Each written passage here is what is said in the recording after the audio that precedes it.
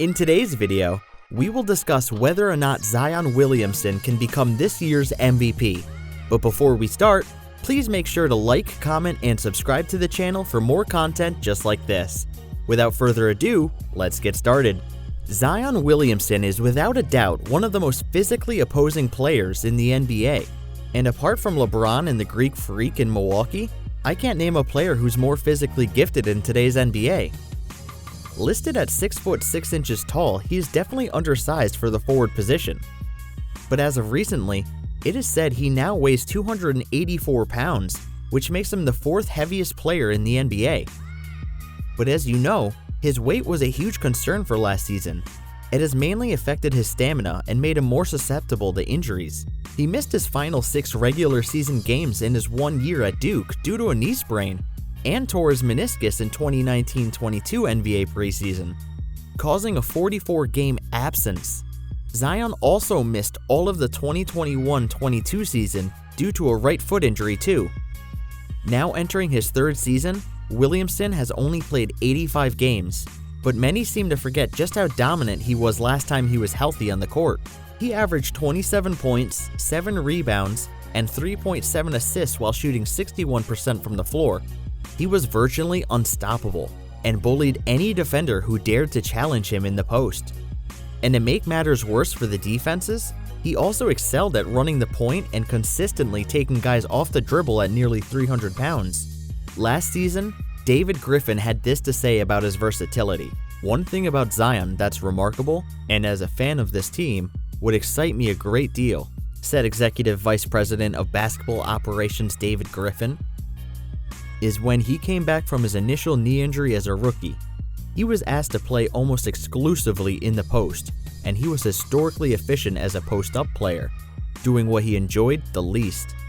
Then, when Stan Van Gundy leaned into point Zion, you saw that Zion was historically efficient in that role. So this is a player who is capable of almost anything on a basketball court. He's literally one of those. There's nobody has this combination of assets." Zion's ability to expand this game this early in his career is what impresses me the most. The star is only 22 years old and has the potential to be a top player in the league this season. His playmaking is what's going to take him to the next level. Zion is a good enough passer to find an open teammate. Through 28 games last season, Zion has improved every passing-related statistic as compared to his rookie year when he played just 24 games due to injury. He averaged 3.7 assists per game versus 2.1 per game in the 2019-20 season. And his assist percentage has grown from 11.9 to 15.8%. Now, I'm not saying he will be an elite playmaker, because honestly, he's not even the best playmaker on his team, but he can be just as effective as other playmakers due to how much attention he demands when driving the basket. Now, we already know he's a heck of a physical specimen, but his IQ and footwork when finishing often gets swept under the rug. Zion has unreal agility and balance for his size. He hops step quickly in order to avoid defender. Then his ability to quickly rise up off the floor at that size never shocks to amaze anyone. He is also deadly when performing the drop step down below, and it's so effective because he gives the defenders a little bump before performing the move. And that little bump knocks the defender off balance, which leads to an easy bucket for Williamson. He also has a nice spin move that just adds to his versatility as a driver. He normally uses it when running down the hill, usually from the top of the three-point line. Last season, he was 2nd in field goal percentage. He shot 61% from the floor, which placed him only behind Rudy Gobert. And that's even more insane given the fact that he's only 6 foot 6. The other players who finished behind Zion were Enes Freedom, Clint Capella, the Greek Freak, Bam Adebayo, and the Joker, all 7-footers with the exception of Bam. Williamson also ranked 3rd in player efficiency, which shows just how dominant he could be. But some still wonder just how dominant he could be after all the weight he has shed off this summer. Laker legend Shaquille O'Neal recently had this to say about our potential MVP. "When I start losing weight, getting thin, I would get injured more from contact, but when I was big and looked out of shape, I was in charge. I was running people over. They were fouling me. I couldn't even feel it. But listen, he looks good and I wish him well, but I liked him when he was big Zion." The four-time champion Shaq definitely sees similarities between himself and Zion for obvious reasons. But he doesn't just think Williamson losing weight was a good idea. He's a big guy. Did you see how he was jumping and how he was playing? So now he looks good, but he's Zion. So they're going to bring that pain. They're going to be bringing that force when they play against him. It's going to be hard fouls. I just hope his new little body can withstand that. While I think Shaquille is right in a sense, I honestly think Zion's transition will benefit him tremendously. But now let's shine light on Zion's weaknesses that will need to improve this season. Coming out of college, Zion was praised for his good defense, but that hasn't been the story now that he's in the NBA. One glaring weakness is how bad he is at closing out on shooters. When closing out on perimeter shooters, it's essential to have choppy feet. Closing out flat-footed or landing on both feet by lunging out into the offense will leave you standing in the concrete and punish the rest of your team on defense. By chopping your feet and your shoes, this guarantees that you'll be on your toes and ready to move in any direction. But Williamson usually just runs out to the shooters without getting into an athletic position, and in result has gotten blown by with regularity. On the bright side, this is an easy fix that I'm sure he and the coaching staff will work on. Another negative to his defense is his poor rim protection. He isn't the tallest, nor does he have the longest wingspan. And one of the keys to being a good rim protector is that vertical leap only matters to a certain point.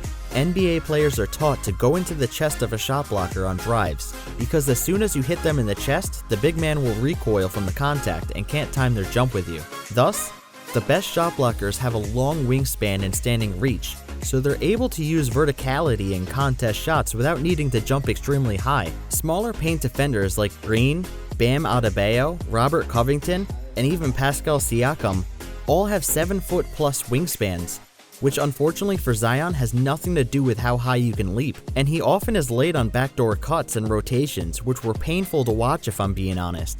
But on the positive side, he still has many defensive tools to build on. For one, he has freakish athleticism and strength, which can be used as a brick wall for any opposing player who chooses to back him down in the post. Now, he will definitely need to watch tons of film in order to deal with skillful post scorers like the Joker in Denver, or Embiid in Philadelphia. If he can drastically improve in at least one of the areas I mentioned, then the New Orleans Pelicans are in for a treat. Now his next weakness isn't really a weakness at all, but more of a question. And I'm talking about his three-point shooting ability. Last season, he only attempted 0.6 threes per game, which obviously isn't a big enough sample size to judge him from deep. But while he doesn't really jump when attempting threes, he still manages to obtain pretty good form and follow through on his shot.